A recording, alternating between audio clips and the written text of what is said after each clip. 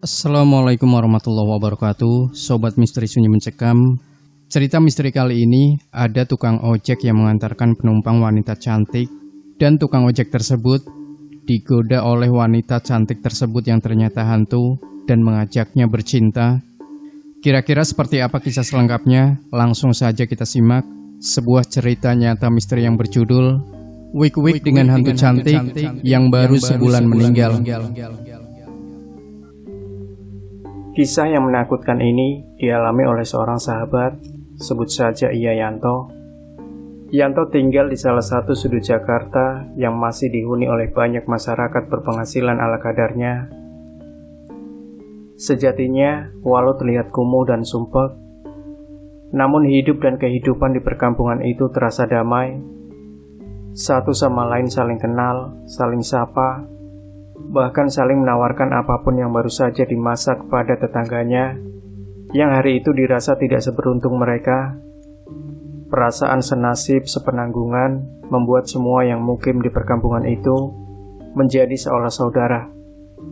Menurut Bang Beni yang berasal dari Medan, kita di sini sedulur tunggal panggonan. Ia mengutip kata-kata para transmigran Jawa ketika dibawa ke Delhi untuk bekerja di perkebunan tembakau. Ada yang sedulur tunggal bapak, ibu, ada sedulur tunggal desa, bahkan ada sedulur tunggal kapal, sehingga wajar Bang Beni menyatakan semua yang mukim di situ adalah saudara karena mukim di tempat yang sama.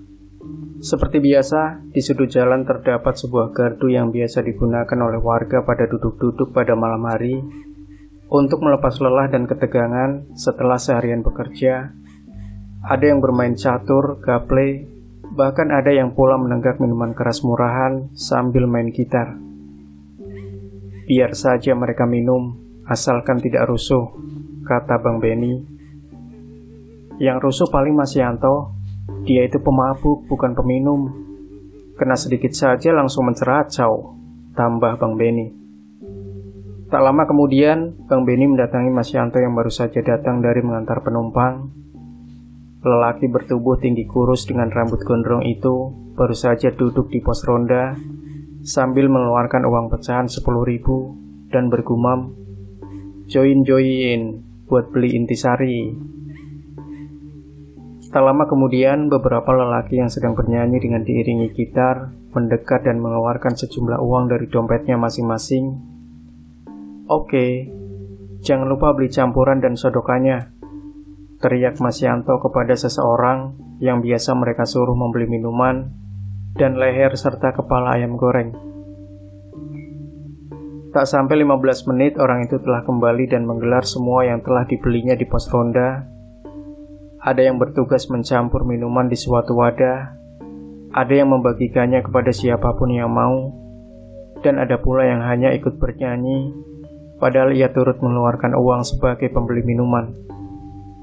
Setelah menenggak minuman beberapa kali, Mas Yanto pun bercerita, malam Jumat Kliwon pada November 2014, saat itu ia benar-benar kalut. Betapa tidak, bulan depan kontrakannya habis, sementara anak sulungnya tak jelas, dan adiknya masuk taman kanak-kanak.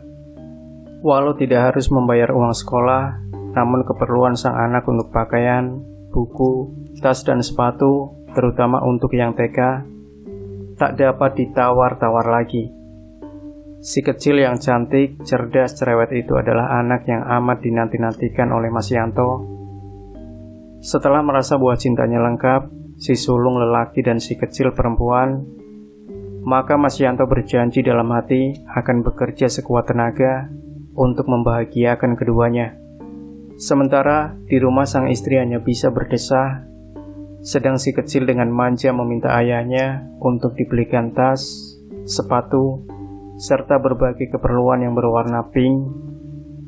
Akhirnya menjelang tengah malam, bersamaan dengan habisnya minuman, karena yang lain ingin beristirahat, maka dengan pikiran kalut, Mas Yanto pun mengarahkan motornya menuju ke arah Mangga Besar, siapa tahu dapat penumpang. Tak seperti biasanya malam itu, ruas jalan Mangga Besar tak seramai biasanya. Rasanya belum lama ia memasuki areal yang dipenuhi dengan tempat-tempat jajanan hotel, serta hiburan malam, ada seorang wanita dengan pakaian seronok memanggilnya dan minta diantar. Mas Yanto langsung mengangguk tanda setuju.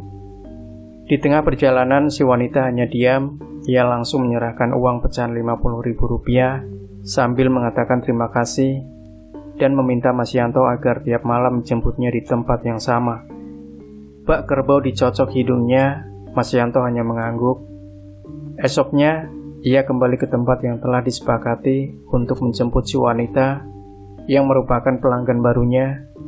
Kali ini dalam perjalanan pulang, si wanita banyak bercerita tentang kekesalan hatinya pada pacarnya yang pergi entah kemana setelah menanamkan benih di rahimnya. Semua lelaki sama, maunya enak sendiri, katanya dengan penuh kekesalan. Mas Yanto hanya bisa diam. Rasanya tak layak ia ikut berkomentar lebih dalam lagi, kecuali hanya berkata, "Kalau Neng mau cari, saya siap pengantar." Si wanita yang duduk di boncengan hanya berkata, "Ya, males." "Kalau males, nanti siapa yang bertanggung jawab?" kata Mas Yanto meyakinkan. "Kalau si Mas bagaimana?" tanya si wanita sambil menempelkan tubuhnya ke punggung Mas Yanto. Rasa pusing akibat minuman keras, ditambah dengan suasana malam, serta aroma wewangian dari tubuh Sintal yang hangat mendekap punggungnya, membuat Mas Yanto jadi salah tingkah. Seperti biasa, di ujung gang yang sepi, di antara rumah-rumah tua yang tertutup rapat dengan cahaya yang temaram, si wanita memberi uang sebesar Rp1.000.000 sambil berkata, "Kebetulan ada rezeki dan terima kasih. Selama 10 hari Mas telah sudi mengantar saya pulang." "Neng, nggak salah?" tanya Mas Yanto. Si wanita menggelengkan kepala, wajahnya sengaja didekatkan ke Mas Yanto. Lalu entah siapa yang memulai, kini bibir keduanya berpagut saling pilin. Mas Yanto terbang ke awang-awang oleh lidah si wanita yang bermain-main dengan lincah, menjelajahi bagian atas mulutnya. Ketika tangan Mas Yanto mulai menjelajah sepasang bukit kembar yang mulai mengeras, bak sepasang kelapa gading, dari kejauhan terdengar suara tiang listrik dipukul 3 kali oleh petugas jaga malam, sebagai tanda hari sudah pukul 3. Dengan napas tersengal-sengal, Mas Yanto langsung menahan wajah wanita yang ada di depannya. Sementara si wanita tersenyum manis. "Pulang deh, hati-hati di jalan," katanya sambil mengedipkan mata kirinya. Mas Yanto hanya bisa mengangguk penuh penyesalan yang teramat sangat, karena nafsu syahwatnya belum terlampiaskan. Sesampainya di rumah, setelah membersihkan tubuh seperlunya dan meletakkan uang di bawah bantalnya, ia pun langsung tertidur sambil tersenyum. Paginya sekitar pukul 10, ia pun memberikan uang itu kepada istrinya, kemudian meneruskan tidurnya lagi. Sekitar pukul 20, Mas Yanto sedang bersiap-siap untuk berkumpul dan minum intisari di pos ronda. Tiba-tiba dikejutkan dengan suara uluk salam yang amat dikenalnya di depan pintu rumahnya. "Joko?" tanya Mas Yanto pada seseorang yang ada di depan pintu rumahnya. Kedua sahabat itu langsung berpelukan. Maklum, hampir 5 tahun keduanya tidak pernah bertemu. Mas Yanto sejak kena PHK tak pernah pulang ke kampung halamannya. Sementara Joko yang sejak muda gemar menggeluti dunia kebatinan menetap di Banjarmasin.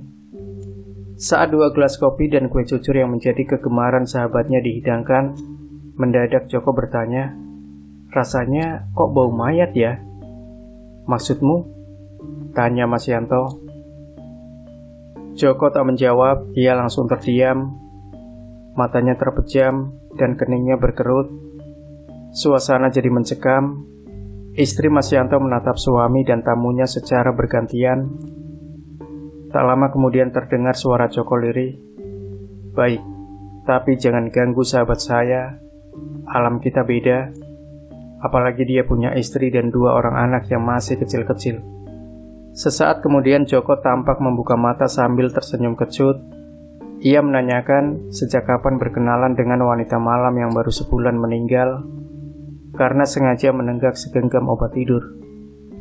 Di depan sahabat dan istrinya, tanpa ada satupun yang ditutup-tutupi, Yanto pun menceritakan apa yang baru dialaminya. Sambil menangis, ia pun meminta maaf kepada sang istri atas segala kehilafannya. Usai itu, Mas Yanto diminta Joko untuk mengantarkannya ke tempat biasa bertemu dengan si wanita langganan ojeknya. Sesampainya di sana, beberapa tukang ojek hanya memperhatikan Mas Yanto dengan pandangan penuh tanya. Ketika Joko menanyakan apakah ada yang salah dengan sahabatnya, salah seorang tukang ojek menjawab dalam dialek Betawi yang kental, "Biasanya kalau udah tengah malam, abang itu datang, duduk ngomong sendiri, terus pergi dah."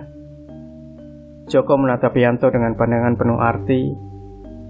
"Berarti aku benar selama ini. Engkau dicintai dan diikuti oleh arwah penasaran." Yanto hanya terdiam. Ia merasa apa yang dialaminya itu seolah mimpi, padahal peristiwa itu nyata adanya. Demikian Sobat Misteri Sunyi Mencekam. Jangan lupa berikan komentar Anda, like, share video ini, subscribe channel Sunyi Mencekam, dan kembali nantikan cerita misteri terbaru dari kami. Wassalamualaikum warahmatullahi wabarakatuh.